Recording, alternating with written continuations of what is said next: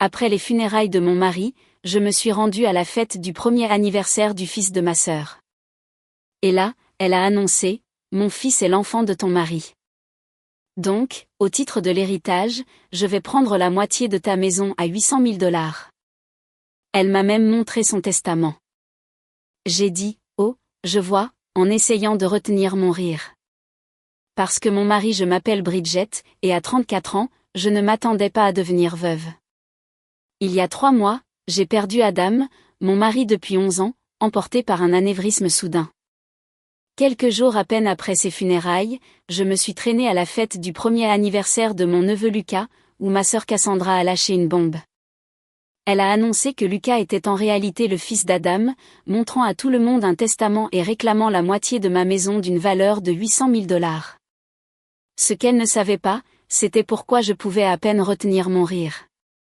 Si vous regardez ceci depuis un endroit où les drames familiaux vous touchent de près, prenez un moment pour aimer cette vidéo et vous abonner. Croyez-moi, vous voudrez savoir comment j'ai géré la suite.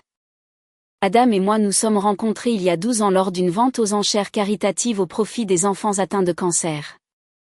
Je faisais du bénévolat, aidant à organiser les lots de l'enchère silencieuse, quand il a surenchéri sur tout le monde pour un tableau que j'admirais depuis le début de la soirée. C'était une aquarelle de la silhouette de Boston au coucher du soleil. Des oranges et des violets vibrants se fondant dans le port. Après avoir gagné, il s'est dirigé droit vers moi et me l'a tendu. « J'ai remarqué que vous le regardiez toute la soirée », a-t-il dit avec un sourire qui faisait plisser ses yeux bleus au coin. « Je pense qu'il vous revient. » C'était tout Adam. Attentionné, observateur et généreux à l'excès. Je suis tombée éperdument amoureuse, et rapidement. Nous avons eu notre premier rendez-vous le lendemain soir, et c'était comme si nous nous connaissions depuis toujours. Il était avocat d'affaires, brillant mais humble, le genre d'homme qui se souvenait du nom des serveurs et posait des questions sincères sur leur vie. 8 mois après notre rencontre, il m'a demandé en mariage sur le port, avec la véritable silhouette de la ville en miroir du tableau qui nous avait réunis. Nous avons racheté notre maison victorienne à Béconville peu après notre premier anniversaire de mariage. C'était un effort financier considérable à 800 000 $, mais Adam venait d'être promu associé dans son cabinet, et je me construisais une solide réputation en tant que décoratrice d'intérieur. La maison avait besoin de travaux, mais elle avait une bonne structure, de hauts plafonds et un petit jardin à l'arrière où j'imaginais nos futurs enfants jouer. Ces enfants ne sont jamais venus, non par manque d'essais. Pendant des années, nous avons suivi des calendriers, planifiés et espérés. Puis sont venus les médecins, les tests, les procédures, 4 cycles de FIV qui ont vidé nos économies et notre morale. Je me souviens encore de la dernière tentative infructueuse, du trajet silencieux en voiture depuis la clinique. Adam tendant la main par-dessus la console pour tenir la mienne, aucun de nous ne parlant car nous savions tous les deux que c'était la fin de ce chemin. Nous pouvons encore avoir une belle vie, m'a dit Adam ce soir-là, alors que nous étions assis sur la balançoire de notre Porsche. Toi et moi, ça suffit. Et il le pensait. Nous avons lentement reconstruit nos rêves. Nous avons voyagé. Nous nous sommes investis dans nos carrières. Nous avons rénové la maison pièce par pièce jusqu'à ce qu'elle devienne la maison témoin que j'avais toujours imaginée. Adam a soutenu mon entreprise quand j'ai décidé de lancer ma propre agence de design d'intérieur. Notre vie était pleine, bien que différente de ce que nous avions initialement prévu. Ma sœur cadette, Cassandra, était toujours en périphérie de notre bonheur. De 4 ans ma cadette, à 30 ans, elle avait toujours été l'enfant terrible de la famille. Pendant que j'étudiais le design et que je montais une entreprise, elle passait d'un emploi à l'autre, d'une relation à l'autre.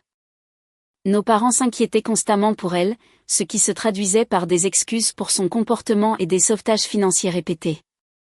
Cassandra et moi avions une relation compliquée depuis l'enfance.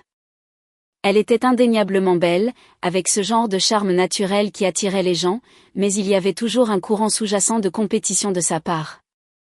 Si je réussissais quelque chose, elle devait faire mieux que moi. Quand j'ai commencé à sortir avec Adam, elle s'est soudainement intéressée aux étudiants en droit. Quand nous avons racheté notre maison, elle s'est plainte pendant des mois de son appartement, cherchant à ce que nos parents l'aident à en trouver un meilleur. C'était épuisant, mais Adam m'encourageait à maintenir la relation. C'est ta seule sœur, me rappelait-il. La famille, c'est important. Il y a 2 ans, Cassandra a commencé à sortir avec Tyler, un barman qu'elle avait rencontré lors d'une sortie entre amis. Il était beau d'une manière un peu brute, avec des tatouages couvrant ses bras et une moto que nos parents désapprouvaient. Leur relation semblait volatile de l'extérieur, avec des ruptures dramatiques et des réconciliations passionnées. Puis est venue l'annonce de sa grossesse lors du dîner de Thanksgiving, l'année avant la mort d'Adam. C'était pour le moins inattendu. J'avais intériorisé les attentes de la société. Pourtant, la voilà qui annonçait sa grossesse avec des larmes théâtrales et des déclarations sur le miracle de la vie. J'ai ressenti la piqûre familière de la jalousie. Après toutes nos luttes, tous nos chagrins, Cassandra avait accidentellement obtenu ce que nous avions désespérément voulu. Mais j'ai refoulé ses sentiments. J'étais sincèrement heureuse pour elle, et j'étais déterminée à être la meilleure tante possible pour son enfant. Lucas est né en bonne santé, pesant 3,7 kg. J'étais à l'hôpital avec des fleurs et une couverture tricotée à la main que j'avais mis des mois à faire. Cassandra a semblé dépassée par la maternité dès le début, m'appelant souvent en larmes à cause des coliques de Lucas ou de son épuisement. Je suis intervenue autant que j'ai pu, gardant parfois Lucas pour la nuit afin qu'elle puisse dormir. Adam était moins impliqué avec Lucas que moi. Avec le recul, je pensais que c'était à cause de nos propres luttes contre l'infertilité, qu'il pouvait être douloureux pour lui de s'attacher à un bébé qui n'était pas le nôtre. Il était toujours gentil quand Cassandra amenait Lucas, mais il maintenait une certaine distance que je n'ai jamais remise en question à l'époque. Puis est arrivé ce terrible mardi matin. Adam s'est plaint d'un mal de tête avant de partir au travail. Je lui ai suggéré de rester à la maison, mais il avait une réunion importante avec un client. Juste une migraine, a-t-il insisté en m'embrassant pour me dire au revoir. Je t'appellerai après la réunion. Cet appel n'est jamais venu. À la place, j'en ai reçu un de l'hôpital. Quand je suis arrivée, il était déjà parti. Anévrisme cérébral. Ils ont dit que rien n'aurait pu être fait. Il avait 36 ans. Les jours suivants se sont écoulés dans un flou d'organisation et de deuil. Cassandra était étrangement absente pendant la majeure partie de cette période, envoyant des SMS prétendant que Lucas était malade ou qu'elle ne trouvait pas de baby-sitter. Quand elle est apparue aux funérailles, elle est restée brièvement, se tenant à l'écart et partant avant la réception. J'étais trop anesthésiée par le chagrin pour y penser à l'époque. Une semaine après avoir inhumé Adam, le premier anniversaire de Lucas est arrivé. La dernière chose que je voulais faire était d'assister à une fête d'anniversaire pour enfants, mais les obligations familiales me tiraillaient. Adam aurait voulu que tu y ailles, a insisté ma mère lors d'un de ses appels quotidiens. Il disait toujours que la famille passait avant tout. Alors, je me suis retrouvée à conduire jusqu'à la petite maison de location de Cassandra dans un quartier moins prisé de la ville. Un cadeau emballé sur le siège passager et des cernes sous les yeux qu'aucun anti-cerne ne pouvait dissimuler. J'avais à peine dormi depuis la mort d'Adam, passant mes nuits à fixer son côté vide du lit, cherchant une chaleur qui n'était plus là. Je me suis garée derrière une file de voitures et j'ai pris plusieurs grandes respirations avant de prendre le cadeau et d'entrer. Personne ne devrait avoir à feindre le bonheur si peu de temps après avoir perdu son mari, pensais-je, mais j'ai arboré un sourire forcé et j'ai frappé à la porte. L'amie de Cassandra, Jenna, a ouvert, ses yeux s'écarquillant légèrement en me voyant. « Oh, Bridget, tu es venue » a-t-elle dit, sa voix étrangement tendue. Elle a jeté un coup d'œil par-dessus son épaule avant de s'écarter. « Entre. » Tout le monde est dans le jardin. La petite maison était décorée de ballons bleus et de serpentins. Une bannière, « Joyeux premier anniversaire, Lucas » s'étendait sur le mur du salon. J'ai remarqué un groupe de personnes que je ne reconnaissais pas, regroupées dans la cuisine en chuchotant. Ils se sont tus à mon passage, leurs yeux me suivant. Dans le jardin, d'autres invités se tenaient en petits groupes, des gobelets en plastique à la main. J'ai aperçu mes parents assis maladroitement à une table de pique-nique, l'air mal à l'aise. Mon père s'est levé en me voyant, le soulagement se lisant sur son visage. « Bridget » a-t-il dit en m'embrassant. « Nous n'étions pas sûrs que tu viendrais. » Bien sûr que je suis venue, ai-je répondu en posant le cadeau sur la table désignée. Où est le roi de la fête? Avec Cassandra, a dit ma mère, sans tout à fait croiser mon regard. Il devrait sortir bientôt pour le gâteau. Je me suis mêlée aux invités avec maladresse, acceptant les condoléances et esquivant les questions sur la façon dont je tenais le coup. Tout le monde semblait sur les nerfs, les conversations s'arrêtant brusquement à mon approche. J'ai mis cela sur le compte des gens qui ne savaient pas comment se comporter avec une veuve toute fraîche. Après 30 minutes inconfortables, Cassandra est sortie de la maison, portant Lucas sur sa hanche. Elle portait une nouvelle robe que je n'avais jamais vue auparavant. Ses cheveux étaient fraîchement méchés. Lucas était adorable dans une petite chemise et un nœud papillon, ses jambes potelées s'agitant d'excitation face à toute cette attention. Cassandra m'a à peine adressé la parole en plaçant Lucas dans sa chaise haute. Elle semblait pleine d'énergie, presque euphorique, se déplaçant dans le jardin avec une confiance inhabituelle. L'invité a tapé une cuillère contre son verre pour attirer l'attention de tous. Merci à tous d'être venus célébrer la journée spéciale de Lucas, a-t-elle commencé, sa voix portant à travers le jardin. Cette dernière année a été pleine de surprises et de défis, comme beaucoup d'entre vous le savent. Les invités ont échangé des regards. Ma mère est soudainement devenue très intéressée par ses chaussures. J'ai gardé un secret, a poursuivi Cassandra, posant une main sur la tête de Lucas. Un secret que je ne peux plus cacher, surtout après les événements récents. Un frisson m'a parcouru l'échine. Quelque chose n'allait pas du tout. Lucas n'est pas le fils de Tyler, a-t-elle annoncé. Ses yeux ont trouvé les miens à travers le jardin. C'est le fils d'Adam. Le monde a semblé s'arrêter. J'ai entendu des halètements autour de moi, j'ai senti mon père se raidir à côté de moi, mais tout cela n'était qu'un bruit de fond par rapport au bourdonnement dans mes oreilles. Le mari de Bridget et moi avons eu une brève liaison il y a 2 ans, a poursuivi Cassandra, sa voix calme et préparée. C'était une erreur, un moment de faiblesse pour nous deux. Nous n'avons jamais voulu blesser personne, mais ce sont des choses qui arrivent. Je suis restée figée, incapable de traiter ce que j'entendais. Ma sœur prétendait avoir couché avec mon mari, que son fils, le neveu dont je m'étais occupée avec amour, était en réalité l'enfant d'Adam. C'était si absurde que j'ai failli éclater de rire. Cassandra n'avait pas fini. Elle a sorti un document plié de son sac à main. Adam connaissait la vérité sur Lucas. Avant de mourir, il a mis à jour son testament. Elle a brandi le papier. Il voulait que son fils soit à l'abri du besoin. Ce testament stipule que la moitié de la maison qu'Adam et Bridget possédaient devrait revenir à Lucas en tant que son enfant biologique. Tous les yeux dans le jardin se sont tournés vers moi. Je pouvais voir la pitié, la curiosité morbide, le malaise. Mes parents avaient l'air anéantis, mon père à moitié debout comme s'il ne savait pas s'il devait intervenir. Et puis, à la surprise de tout le monde, y compris la mienne, j'ai senti un sourire se dessiner sur mes lèvres. Pas un sourire heureux, mais le genre de sourire qui vient quand quelque chose est si scandaleusement faux que ça en devient presque comique. J'ai pressé mes lèvres l'une contre l'autre, essayant de contenir le rire inapproprié qui bouillonnait en moi. Oh, je vois, ai-je finalement dit, ma voix calme et égale. J'ai pris une gorgée d'eau pour gagner du temps et réprimer l'envie de rire au nez de ma sœur. Puis-je voir ce testament, Cassandra? Son expression confiante a légèrement vacillé. Elle ne s'attendait manifestement pas à cette réaction. Lentement, elle s'est approchée et m'a tendu le document, une page tapée avec ce qui semblait être la signature d'Adam en bas.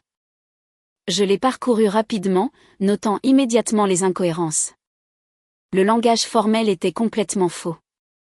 Rien à voir avec les documents juridiques que j'avais vu Adam ramener à la maison. Et la signature, bien que similaire à celle d'Adam, était clairement une contrefaçon. Le trait reliant le A et le D était incorrect. La fioriture finale trop prononcée. J'ai soigneusement plié le papier et le lui ai rendu. Merci de partager cela avec moi.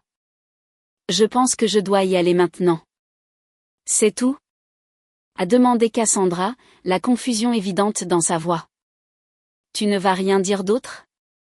Pas pour l'instant, ai-je répondu calmement, en prenant mon sac à main. C'est la journée de Lucas. Nous pourrons en discuter en privé plus tard.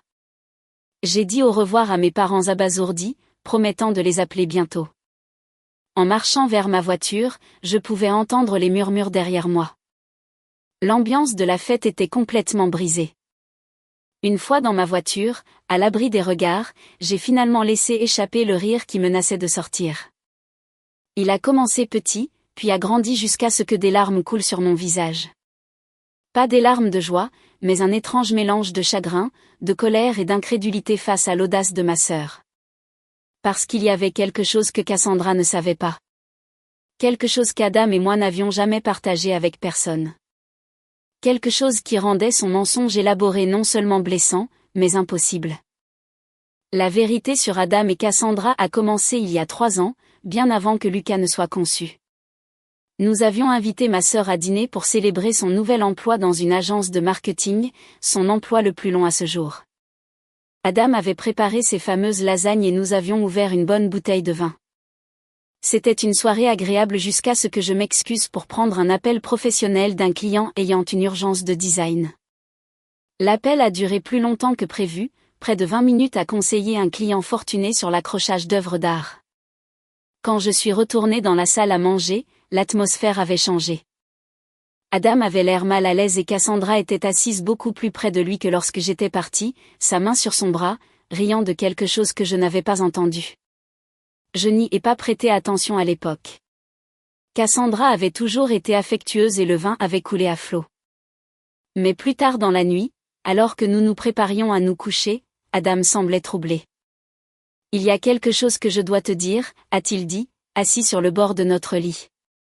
Et je ne veux pas que cela cause de problèmes entre toi et ta sœur, mais je ne veux pas non plus te cacher des choses. Il a expliqué que pendant que j'étais au téléphone, Cassandra lui avait fait des avances. Rien de dramatique, juste des commentaires inappropriés sur la chance que j'avais de la voir, suivis d'une suggestion qu'il méritait quelqu'un qui pourrait vraiment l'apprécier. Quand il l'avait repoussée, elle avait ri en disant que c'était une blague, et que s'il pensait qu'elle était sérieuse, c'est qu'il était trop sensible. J'étais blessée, mais pas entièrement surprise. Cassandra avait toujours repoussé les limites. Nous avons décidé de laisser passer cela comme un incident isolé, quelque chose causé par le vin et sa nature compétitive habituelle. Mais ce n'était pas isolé. Au cours des mois suivants, Cassandra a trouvé des moyens de toucher Adam chaque fois que je ne regardais pas, a envoyé des SMS qui flirtaient avec la limite entre l'amical et le séducteur, et s'est même présentée une fois à son bureau sans y être invitée pour lui proposer de déjeuner. Chaque fois, Adam a maintenu ses distances avec douceur mais fermeté et me l'a dit immédiatement après. Après l'incident au bureau, nous avons confronté nos parents au sujet du comportement de Cassandra. Ça ne s'est pas bien passé. Ils ont suggéré qu'Adam interprétait mal des gestes amicaux et que Cassandra le voyait simplement comme un frère. Ma mère a même suggéré, avec de bonnes intentions mais un jugement terrible, que peut-être Adam se sentait flatté par l'attention et exagérait la situation. Ce soir-là, Adam et moi avons pris une décision. Nous allions créer une distance avec Cassandra sans provoquer de rupture familiale. Nous avons décliné les invitations qui l'incluaient, nous nous sommes assurés de ne jamais être seuls avec elle, et Adam a bloqué son numéro sur son téléphone après qu'elle lui ait envoyé un message de fin de soirée particulièrement suggestif. Puis est survenu le problème médical qui a tout changé. Adam souffrait depuis des semaines avant de finalement consulter un urologue. Le diagnostic était une varicocèle, une dilatation des veines dans le scrotum nécessitant une intervention chirurgicale. L'opération s'est bien passée, mais il y a eu une complication. Le médecin a recommandé une vasectomie pendant la même chirurgie en raison de l'étendue de la varicocèle et du risque de récidive. C'était une décision difficile, surtout compte tenu de nos luttes passées contre l'infertilité, mais nous avons convenu que c'était le bon choix pour la santé d'Adam. La vasectomie a été réalisée 2 ans avant la conception de Lucas. Nous avons gardé cette information médicale privée. Même nos parents ne le savaient pas. Après des années de questions invasives sur notre statut sans enfant, nous avions appris à protéger notre vie privée en matière de procréation. Les seules personnes au courant étaient Adam, moi-même et les médecins d'Adam. Après l'opération, alors qu'Adam se remettait, il a fait une prédiction qui semblait paranoïaque à l'époque. Cassandra n'a pas fini, a-t-il dit, assis dans notre jardin avec une poche de glace discrètement positionnée. J'ai le sentiment qu'elle pourrait essayer quelque chose de plus drastique un jour. J'en ai ri, mais Adam était sérieux. La semaine suivante, il a pris rendez-vous avec notre avocat de famille, James Wilson. Je l'ai accompagné, écoutant Adam détailler le comportement de Cassandra et sa récente procédure médicale. James a recommandé de tout documenter, les avances non désirées, les dossiers médicaux confirmant la vasectomie, même les SMS et les emails de Cassandra. On ne sait jamais ce qui pourrait devenir pertinent, a conseillé James. Mieux vaut avoir des documents et ne jamais en avoir besoin que de regretter de ne pas les avoir. Nous avons suivi son conseil, créant un dossier de tout ce qui concernait la situation. Adam a également mis à jour son testament, par les voies officielles, s'assurant que tout me reviendrait en cas de décès. James a conservé des copies de tous les documents et nous avons placé les originaux dans un coffre-fort à notre banque. Juste au cas où, avait dit Adam lorsque nous avons fermé le coffre, même si je prévois d'être là pour gérer les drames de Cassandra pendant encore au moins 50 ans. Le lendemain de la fête d'anniversaire de Lucas, je me suis rendu directement à la banque. Le directeur, qui connaissait Adam et moi depuis des années, a exprimé ses condoléances en me conduisant à la chambre forte. Je me suis assise seule dans la petite salle de consultation et j'ai ouvert le coffre qu'Adam et moi avions rempli de ce qu'il appelait en plaisantant notre kit de préparation aux catastrophes. À l'intérieur se trouvait exactement ce dont j'avais besoin. Le testament légitime d'Adam, notarié et correctement exécuté, me léguant tout. Les dossiers médicaux détaillant sa vasectomie 2 ans avant la conception de Lucas, rendant biologiquement impossible qu'il soit le père. Un journal qu'Adam avait tenu, documentant chaque interaction inappropriée avec Cassandra, avec les dates, les heures et les citations exactes. Des copies imprimées des SMS qu'elle lui avait envoyés. Une lettre de notre avocat confirmant qu'il avait été témoin du testament légitime d'Adam et qu'il était disponible pour en vérifier l'authenticité. Et au fond de la boîte, une enveloppe scellée avec mon nom écrit de l'écriture familière d'Adam. Les doigts tremblants, je l'ai ouverte et j'ai commencé à lire. Ma très chère Bridget, si tu lis ceci, c'est que quelque chose m'est arrivé et que tu as eu besoin d'accéder à ces documents. J'espère que c'est dans de nombreuses années, quand nous serons vieux et grisonnants et que les manigances de Cassandra ne seront plus qu'un lointain souvenir dont nous rirons. Mais sinon, si le pire est arrivé et qu'elle a essayé de te faire du mal en mon absence, sache s'il te plaît que j'ai essayé de me préparer à toutes les éventualités. Utilise ces documents pour te protéger. Je sais à quel point tu accordes de la valeur à la famille, à quel point tu es loyal envers ceux que tu aimes. Mais tu mérites d'être protégé de ceux qui profiteraient de ce cœur magnifique qui est le tien. Je t'aime au-delà des mots, au-delà du temps. Quoi qu'il arrive, sache-le. Adam. Des larmes coulaient sur mon visage en lisant ces mots, sentant son amour et sa protection m'atteindre même après la mort. Mon mari pratique et attentionné avait anticipé cela. Pas le scénario spécifique peut-être, mais la possibilité que Cassandra essaie d'utiliser sa mort à son avantage. J'ai soigneusement tout remis dans la boîte, sauf ce dont j'avais besoin, des copies des dossiers médicaux, du testament légitime et de certains extraits du journal. Puis j'ai appelé James Wilson et j'ai pris rendez-vous pour l'après-midi même. Le cabinet d'avocat de James Wilson se trouvait dans une maison de ville rénovée du centre-ville de Boston, le genre d'endroit qui respirait la vieille fortune et la discrétion. Je n'y étais allé qu'une poignée de fois avec Adam, mais la réceptionniste m'a reconnu immédiatement, son expression s'adoucissant de sympathie. « Madame Preston », dit-elle en se levant pour m'accueillir. « M. Wilson vous attend. Veuillez accepter mes condoléances pour votre perte. » James avait la soixantaine, les cheveux argentés et des lunettes de lecture perchées sur le bout de son nez. Il avait été le mentor d'Adam lorsque celui-ci avait rejoint le cabinet, et ils avaient maintenu une amitié étroite même après le départ d'Adam pour un autre cabinet. Il s'est levé à mon entrée, contournant son bureau pour m'embrasser brièvement. « Bridget », dit-il en m'invitant à m'asseoir. J'ai été dévasté d'apprendre pour Adam. C'était l'un des bons. Il l'était, ai-je convenu, ma voix se brisant légèrement, et il semble qu'il avait aussi raison de se préparer au pire avec ma sœur. J'ai expliqué ce qui s'était passé à la fête d'anniversaire, en lui montrant le faux testament que Cassandra avait présenté. James l'a examiné, son expression de plus en plus préoccupée.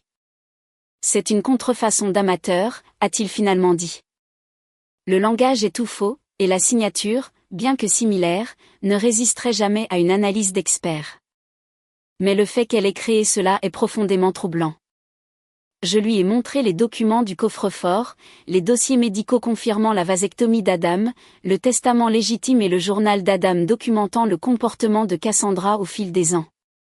Adam était pour le moins méticuleux, a dit James en examinant les documents. Ces dossiers médicaux seuls réfutent sa prétention concernant la paternité de Lucas. La vasectomie a été réalisée 2 ans avant la conception de l'enfant. Il est biologiquement impossible qu'Adam soit le père. Que dois-je faire ? Ai-je demandé. Je ne veux pas l'humilier publiquement, mais je ne peux pas la laisser prendre la moitié de notre maison sur la base d'un mensonge. James s'est penché en arrière dans son fauteuil, réfléchissant. D'abord, nous avons besoin de plus d'informations. Je recommande d'engager un détective privé pour enquêter sur la situation actuelle de Cassandra. Il y a probablement une motivation au-delà de la simple cruauté.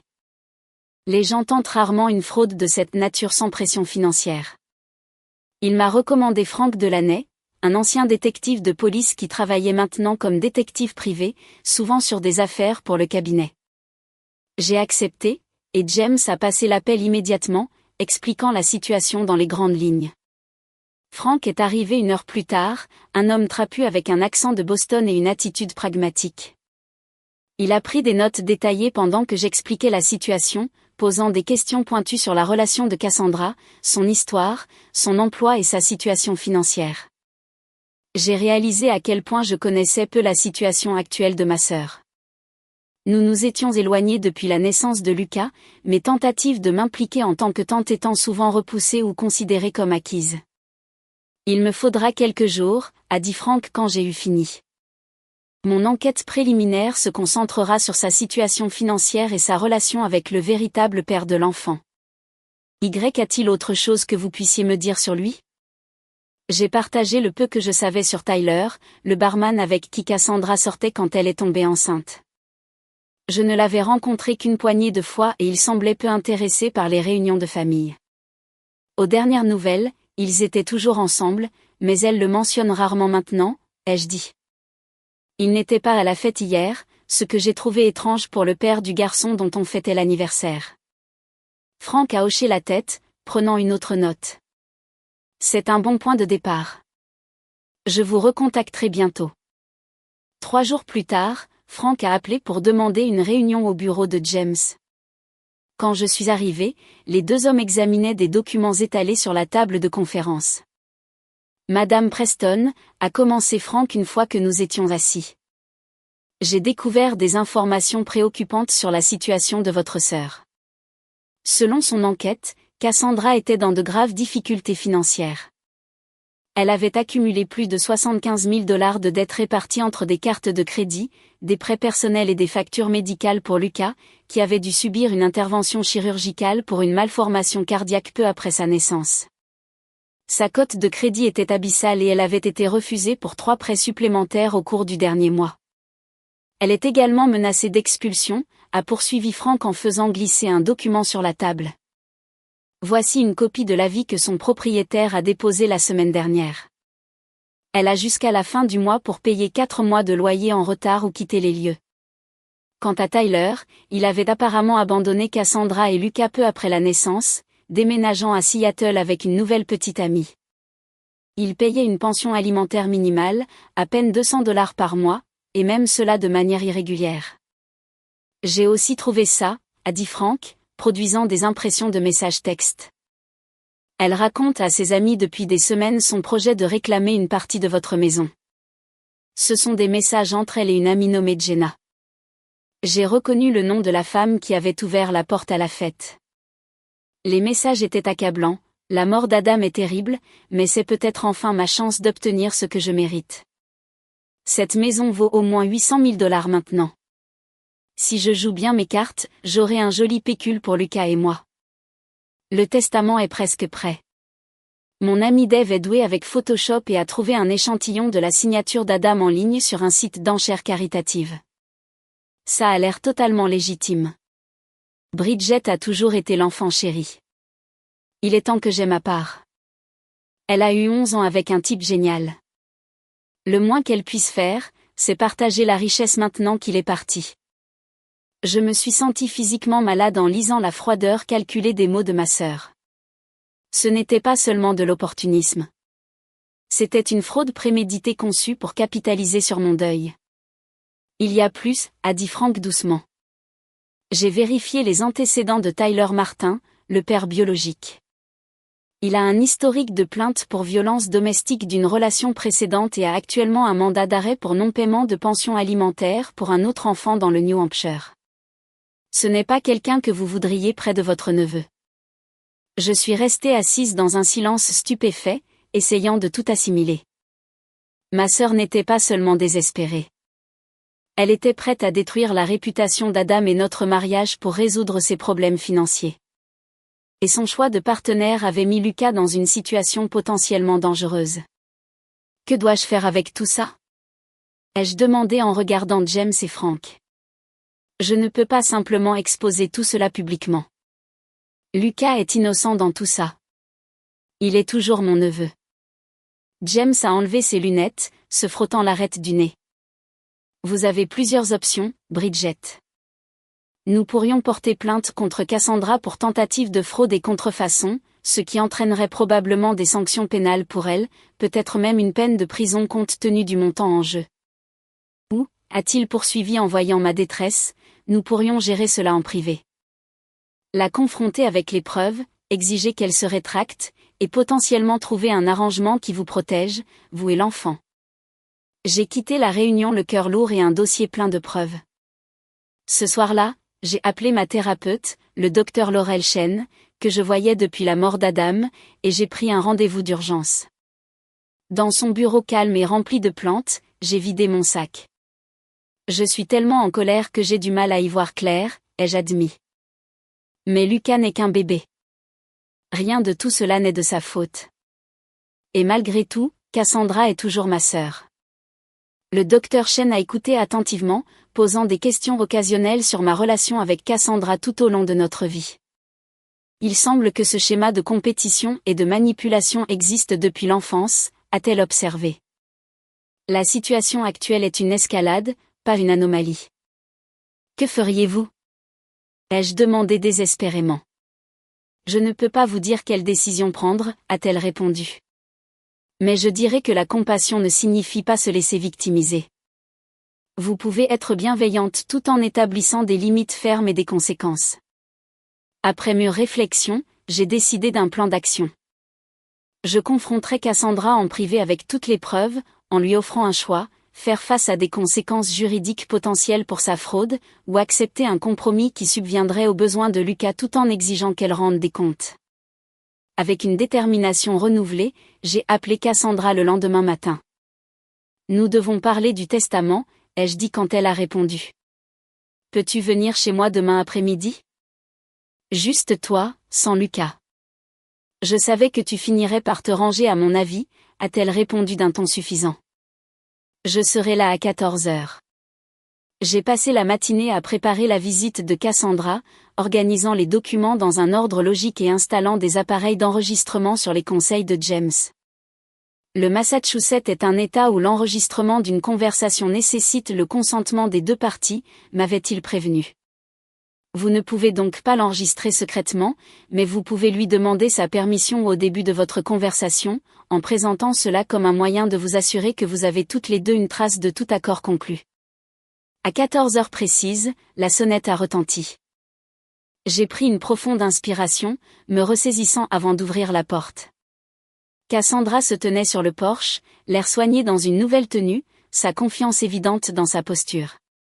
Entre, ai-je dit, la conduisant au salon où j'avais installé 2 chaises se faisant face, une table basse entre elles avec un enregistreur, des verres d'eau et un dossier de documents. J'espère que ça ne te dérange pas si nous enregistrons notre conversation.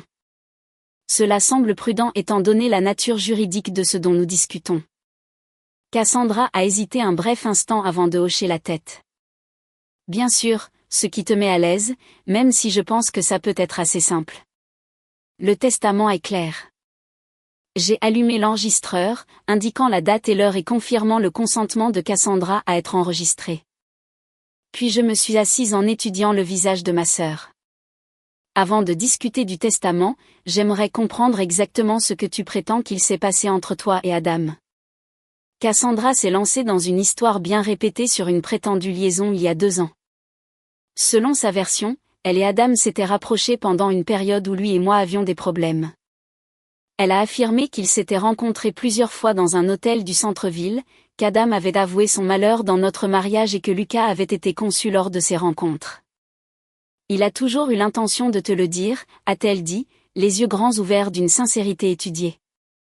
Mais ensuite, Lucas est né avec sa malformation cardiaque, et il ne voulait pas ajouter de stress à la situation. Il a promis qu'il subviendrait aux besoins de son fils, cependant.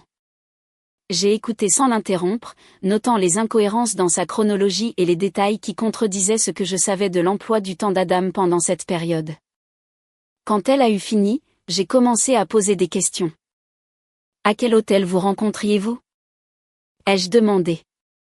Le mandarin oriental, a-t-elle répondu rapidement. Et te souviens-tu de la chambre?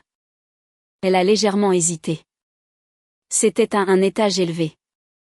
Je ne me souviens pas du numéro exact. Quel jour de la semaine vous rencontriez-vous habituellement? Les mardis? Parfois les jeudis? Quand il te disait qu'il travaillait tard. J'ai continué avec des questions de plus en plus précises. Qu'est-ce qu'Adam commandait habituellement au service en chambre? Quel côté du lit préférait-il? Prenait-il sa douche avant ou après? Des détails que seule une personne qui avait vraiment été intime avec Adam aurait pu connaître. Cassandra est devenue de plus en plus troublée, ses réponses devenant vagues ou contradictoires. Pourquoi tout cela a-t-il de l'importance? A-t-elle finalement lâché? Le fait est que Lucas est le fils d'Adam et que le testament prouve qu'Adam voulait subvenir à ses besoins. En fait, ai-je dit calmement en ouvrant mon dossier, ces 2 affirmations sont manifestement fausses. J'ai placé les dossiers médicaux sur la table entre nous. 2 ans avant la conception de Lucas, Adam a subi une vasectomie suite à une opération pour une varicocèle. Elle a été un succès total, confirmé par des tests de suivi. Il lui était physiquement impossible d'engendrer un enfant après cette procédure. Le visage de Cassandra s'est vidé de sa couleur. Elle a pris les dossiers médicaux avec des mains tremblantes, parcourant le langage clinique et les dates. Ceci pourrait être faux, a-t-elle dit faiblement. Ils ne le sont pas, ai-je répondu, et le médecin d'Adam est prêt à témoigner de leur authenticité si nécessaire. Mais ce n'est que le début. Ensuite, j'ai produit le testament légitime, notarié et correctement déposé au tribunal. Voici le véritable testament d'Adam, préparé par James Wilson et attesté par 2 associés de son cabinet. Comme tu peux le voir, il me lègue tout, sans aucune mention de Lucas. La confiance de Cassandra s'effritait visiblement, mais elle a tenté de se ressaisir. Il a dû le changer après que celui-ci ait été rédigé. Le testament que j'ai est plus récent. Le testament que tu as, ai-je dit d'une voix égale, est une contrefaçon, et une mauvaise, je pourrais ajouter. James a déjà identifié de multiples incohérences juridiques dans le langage, et la signature est clairement fausse. Créer un testament frauduleux est un crime grave dans le Massachusetts, passible de 5 ans de prison. J'ai continué à présenter méthodiquement les preuves, le journal d'Adam documentant ses avances inappropriées, les SMS entre elle et Jenna discutant du plan, et enfin, le rapport de l'enquête de Frank détaillant ses problèmes financiers, son avis d'expulsion et l'abandon de Tyler. Nous savons tout, Cassandra, ai-je dit alors qu'elle était assise dans un silence stupéfait. La question maintenant est de savoir ce qui va se passer. Pendant un long moment, elle n'a pas parlé. Puis, à ma surprise, elle s'est mise à pleurer. Pas les larmes théâtrales que je l'avais vue utiliser pour manipuler nos parents, mais des sanglots profonds qui secouaient tout son corps. Je ne savais pas quoi faire d'autre, a-t-elle finalement dit entre 2 sanglots. Je vais me retrouver à la rue. Lucas et moi serons dehors dans 2 semaines. Tyler nous a laissés sans rien. Les factures médicales n'arrêtent pas d'arriver. J'ai pensé que si je pouvais juste obtenir un peu d'argent de la maison. Alors tu as décidé de détruire la réputation d'Adam? Ai-je demandé, ma voix se durcissant. De dire à tout le monde qu'il m'a trompé, de falsifier des documents juridiques? J'étais désespérée. A-t-elle crié, sa tristesse se transformant en colère. Tu as tout. Cette grande maison, une entreprise qui réussit, le respect de tout le monde. Qu'est-ce que j'ai, moi? Un bébé avec une malformation cardiaque, 75 000 $ de dette et un avis d'expulsion. Essaie de prendre de bonnes décisions dans cette situation. Son explosion a flotté dans l'air entre nous. La franchise brute de ses propos, dépouillée de la manipulation et des mensonges, a touché quelque chose en moi. Pas le pardon, pas encore, mais peut-être la compréhension. Lucas est le fils de Tyler, n'est-ce pas? Ai-je demandé plus doucement. Elle a hoché la tête en s'essuyant les yeux. Oui. Adam ne m'a jamais touché. Pas comme ça. J'ai bien essayé avec lui il y a des années. Il m'a toujours repoussé immédiatement. Il t'était loyal jusqu'à l'agacement. Et le testament? Mon ami Dave m'a aidé à le créer. Il fait du graphisme et a pensé qu'il serait facile de falsifier une signature. J'allais l'utiliser pour te faire pression et te donner de l'argent. Je n'ai jamais pensé que tu enquêterais si à fond. J'ai éteint l'enregistreur et me suis assise, réfléchissant à ma prochaine action. Cassandra me regardait nerveusement, s'attendant clairement au pire. Je pourrais porter plainte, ai-je dit finalement. Ce que tu as fait était illégal, sans parler de cruel et calculé. Elle a hoché la tête d'un air misérable. Je sais. Mais cela ferait du mal à Lucas, ai-je continué. Et malgré tout, il est mon neveu. Je l'aime. Je me suis penchée en avant, m'assurant qu'elle me regardait droit dans les yeux. Alors, voici ce qui va se passer. Tu vas dire à tout le monde la vérité, que tu as menti sur la liaison, que Lucas n'est pas le fils d'Adam et que tu as falsifié le testament. Tu t'excuseras publiquement auprès de moi et à la mémoire d'Adam. Et ensuite? A-t-elle demandé d'une petite voix. Nous serons toujours expulsés. Je n'ai pas fini, ai-je dit. En échange de ta confession complète et d'un accord légal de ne plus jamais tenter quelque chose comme ça, je vais vous aider, toi et Lucas. Pas en te donnant la moitié de ma maison, mais en créant un fonds en fiducie pour l'éducation et les besoins médicaux de Lucas et en t'aidant à trouver un logement stable. Ses yeux se sont écarquillés. Pourquoi ferais-tu ça après ce que j'ai fait? Pas pour toi, ai-je dit honnêtement. Pour Lucas. Et parce qu'Adam aurait voulu que j'aide son neveu, même si la mère de ce neveu a essayé de détruire sa réputation. Il y aura des conditions, ai-je poursuivi. Tu suivras une thérapie et des conseils financiers. Tu conserveras un emploi stable et tu me permettras de faire partie de la vie de Lucas pour m'assurer qu'on s'occupe bien de lui. Si tu enfreins l'une de ces conditions, le soutien s'arrête immédiatement. Cassandra est restée silencieuse un long moment, assimilant tout. Je ne mérite pas ton aide, a-t-elle finalement dit. Non, ai-je convenu, tu ne la mérites pas. Mais Lucas mérite un foyer stable et des soins médicaux, et je mérite que la mémoire de mon mari ne soit pas ternie. Cette solution nous donne à toutes les deux ce dont nous avons besoin. Après une discussion plus approfondie sur les détails, Cassandra a accepté mes conditions. Nous rencontrerions James le lendemain pour formaliser l'accord, et elle ferait sa confession publique lors d'un dîner de famille le week-end suivant. En la raccompagnant, elle s'est arrêtée à la porte. Je suis vraiment désolée, Bridget. J'ai été jalouse de toi toute ma vie. Tout a toujours semblé si facile pour toi. Rien dans ma vie n'a été facile, ai-je répondu. Tu n'as juste jamais pris la peine de regarder au-delà des apparences. Il est peut-être temps que tu commences. Le dîner de famille que j'ai organisé le samedi soir était tendu dès le début. Mes parents sont arrivés en avance, ma mère apportant ses lasagnes signature en guise d'offrande de paix. Je ne sais pas de quoi il s'agit, a-t-elle dit en posant le plat sur mon comptoir, mais Cassandra nous appelle en larmes en disant que tu la forces à venir à une sorte de réunion de famille. Attends que tout le monde soit là, ai-je répondu en lui versant un verre de vin. Cela doit être abordé une bonne fois pour toutes avec tout le monde présent. À 19h, nous étions tous assis autour de ma table de salle à manger. Mes parents, Cassandra, sans Lucas, qui était avec une baby-sitter, et moi. James m'avait conseillé d'enregistrer également cette conversation, et un petit enregistreur se trouvait au centre de la table. Merci à tous d'être venus, ai-je commencé après avoir expliqué l'enregistrement. J'ai demandé à Cassandra de partager des informations importantes avec vous. Cassandra, ma sœur, avait l'air pâle et mal à l'aise, sa confiance habituelle ayant disparu. Elle fixait son assiette en parlant. J'ai menti sur le fait que Lucas était le fils d'Adam, a-t-elle dit, sa voix à peine plus forte qu'un murmure.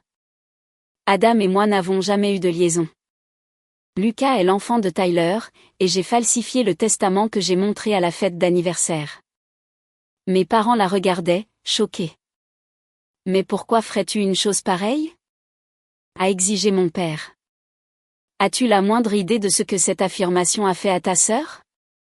À la réputation d'Adam ? Cassandra a expliqué sa situation financière désespérée, sa voix gagnant en force alors qu'elle détaillait les dettes croissantes, l'abandon de Tyler et l'avis d'expulsion. Pendant qu'elle parlait, je pouvais voir l'expression de ma mère passer du choc à la sympathie. « Oh, ma chérie », a-t-elle dit quand Cassandra a eu fini. « Pourquoi n'es-tu pas simplement venue nous demander de l'aide ? Tu n'avais pas besoin d'inventer des mensonges aussi terribles. M'auriez-vous donné 400 000 $? A demandé Cassandra sans détour. Parce que c'est ce que j'aurais obtenu si mon plan avait fonctionné. La moitié de la valeur de la maison de Bridget. Bien sûr que nous n'aurions pas pu te donner ce genre d'argent, a dit mon père. Mais nous aurions pu aider avec le loyer, au moins temporairement. Au lieu de cela, tu as choisi d'essayer d'escroquer ta propre sœur alors qu'elle était en deuil de son mari. Je sais que c'était mal, a admis Cassandra. Bridget me l'a déjà fait comprendre très clairement. Elle a les preuves pour porter plainte contre moi si elle le voulait. Ma mère s'est tournée vers moi, alarmée. Tu ne ferais pas ça à ta propre sœur, n'est-ce pas, Bridget ? J'ai ressenti une bouffée de frustration face à sa défense immédiate de Cassandra. Même maintenant. Je le pourrais, ai-je dit fermement. Ce qu'elle a fait n'était pas seulement immoral, mais illégal. La contrefaçon et la fraude sont des crimes graves. Mais c'est la famille, a insisté ma mère. Et elle a Lucas à charge. Je suis aussi de la famille, ai-je répliqué, ma voix s'élevant légèrement. Ta fille aussi. Celle qui vient de perdre son mari et qui a ensuite dû défendre sa mémoire contre de fausses accusations d'infidélité. Où était votre préoccupation pour moi dans tout ça ? Mon père avait l'air mal à l'aise, s'agitant sur son siège. Bien sûr que nous nous soucions de toi, Bridget, mais Cassandra a toujours eu besoin de plus d'aide, de plus de conseils. Et à qui la faute ? Ai-je demandé. Vous l'avez sortie de ses mauvaises décisions toute sa vie. Peut-être que si vous l'aviez laissée faire face aux conséquences de temps en temps, elle n'aurait pas escaladé jusqu'au comportement criminel. Ma mère a eu un hoquet. Ce n'est guère juste, Bridget. Nous vous avons toujours traité équitablement, vous les filles. Cassandra, étonnamment, a secoué la tête. Non, maman, vous ne l'avez pas fait. Bridget a raison. Vous avez toujours trouvé des excuses pour moi. Toujours trouvé des moyens de réparer mes erreurs. Ça ne m'a pas aidé. Ça m'a juste fait penser que je pouvais faire ce que je voulais sans conséquence. Mes parents ont semblé stupéfaits de cet aveu. Pour la première fois peut-être, Cassandra prenait ses responsabilités au lieu de rejeter la faute. Alors, que se passe-t-il maintenant ? A demandé mon père, nous regardant tour à tour. Cassandra va-t-elle en prison ? Non, ai-je dit. J'ai décidé de ne pas porter plainte sous certaines conditions. J'ai exposé l'accord que Cassandra et moi avions conclu avec l'aide de James, le fonds en fiducie pour Lucas, les exigences de thérapie et de conseils financiers, et la condition d'un emploi stable. C'est très généreux, a dit mon père, l'air soulagé. Surtout après ce qu'elle a fait. C'est plus que généreux, a convenu doucement Cassandra. C'est plus que ce que je mérite. Ma mère a dit, s'éclaircissant, alors tout s'arrange pour le mieux. Cassandra s'est excusée. Bridget aide avec Lucas et nous pouvons mettre cette vilaine affaire derrière nous. Ce n'est pas si simple, maman, ai-je dit fermement. La confiance a été brisée ici. La guérison prendra du temps, si elle a lieu. Et il faudra des limites à l'avenir. Quel genre de limites? A-t-elle demandé, l'air inquiet. Pour commencer, j'ai besoin que vous arrêtiez tous les deux de cautionner le comportement de Cassandra. Plus de sauvetage, plus d'excuses. Elle doit se débrouiller seule, avec un soutien approprié qui ne perpétue pas la dépendance. Mon père a hoché lentement la tête. Cela semble raisonnable. Et j'ai besoin que vous respectiez le fait que ma relation avec Cassandra sera différente maintenant. Je suis impliquée dans la vie de Lucas parce que je l'aime et que je veux le meilleur pour lui. Mais Cassandra et moi ne serons pas proches comme nous l'étions avant. Du moins, pas avant longtemps. Ma mère avait l'air affligée. Mais nous sommes une famille. Nous devons rester unis, surtout maintenant. Être une famille ne signifie pas tolérer les abus, maman, ai-je dit doucement. Ce que Cassandra a fait était abusif. Elle a essayé d'utiliser mon chagrin pour me manipuler, pour profiter de moi au moment où j'étais la plus vulnérable. Cela a des conséquences, même au sein d'une famille. Le reste du dîner a été discret, mes parents digérant cette nouvelle réalité. Quand ils sont partis, mon père m'a serré fort dans ses bras en murmurant « Je suis fier de toi, Bridget. » Adam le serait aussi. Ma mère m'a également embrassée, mais ses yeux étaient déjà tristes, pleurant la dynamique familiale idéalisée qu'elle avait toujours prétendu que nous avions. Cassandra a été la dernière à partir. À la porte, elle a hésité. « Je suis vraiment désolée », a-t-elle répété. Pas seulement pour le testament et les mensonges, mais pour tout. Pour les années de compétition et de jalousie, pour ne pas avoir été la sœur que tu méritais. Je sais, ai-je répondu. Et j'espère que la thérapie t'aidera à comprendre pourquoi tu as fait ces choix. Lucas mérite une mère émotionnellement saine et honnête. Penses-tu que tu me pardonneras un jour? J'ai examiné la question attentivement. Je ne sais pas, ai-je répondu honnêtement. Mais je suis prête à voir où ce nouveau chemin nous mène. Pour le bien de Lucas, et peut-être un jour, pour le nôtre aussi. Le trajet de retour avec mes parents a été silencieux. Chacun de nous perdu dans ses propres pensées. Je savais une chose avec certitude. Notre famille ne serait plus jamais la même.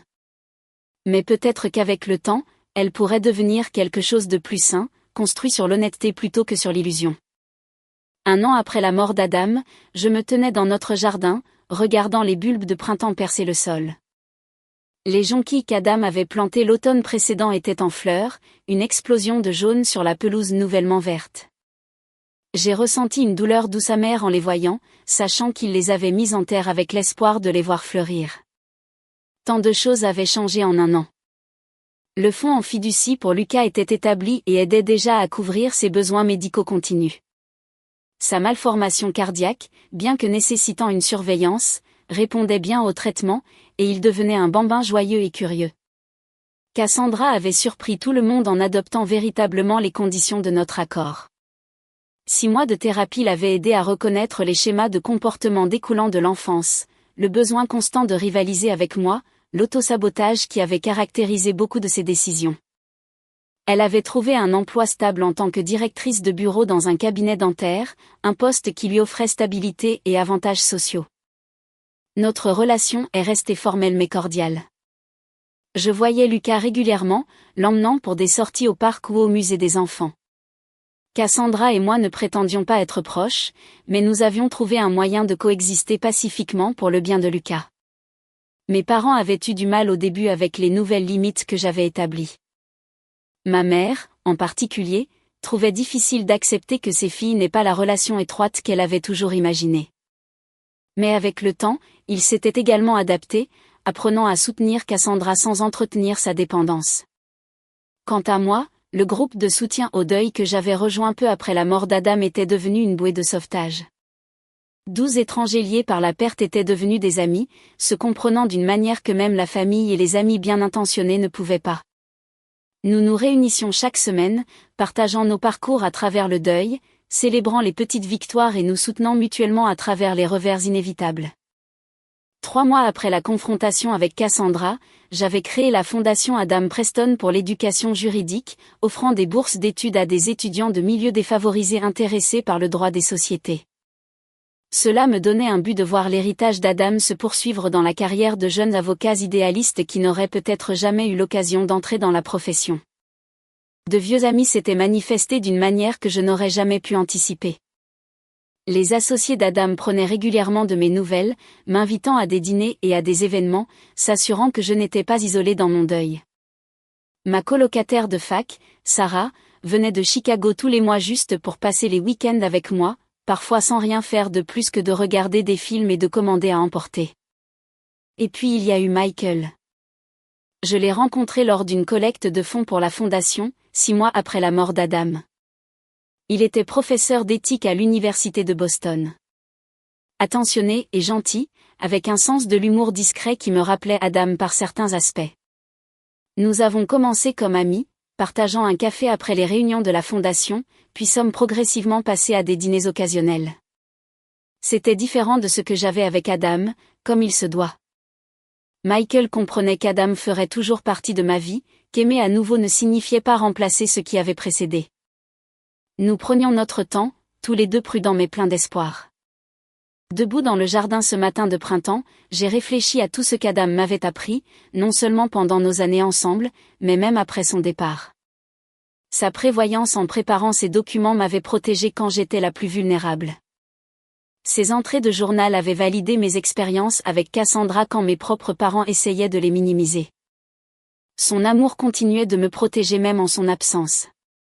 J'avais appris des leçons difficiles à travers cette épreuve, que les relations familiales ont besoin de limites claires pour rester saines, que la documentation n'est pas seulement une précaution juridique mais parfois une nécessité émotionnelle, que le pardon ne signifie pas nécessairement oublier ou permettre à des schémas nuisibles de se poursuivre. Que parfois, les personnes que nous attendons pour nous protéger sont celles dont nous avons besoin de protection. Mais j'avais aussi appris sur ma propre force. J'avais fait face à la trahison de Cassandra, navigué dans les complexités juridiques et pris des décisions difficiles sur la façon d'avancer, tout en traitant la perte dévastatrice de mon mari. J'avais trouvé un moyen d'honorer la mémoire d'Adam tout en commençant à construire une nouvelle vie pour moi-même. Les jonquilles se balançaient dans la brise printanière, résilientes après le long hiver. J'ai pensé que le deuil était comme ça aussi.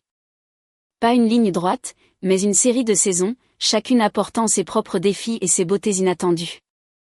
Je n'étais plus la même personne qu'avant la mort d'Adam, avant la trahison de Cassandra.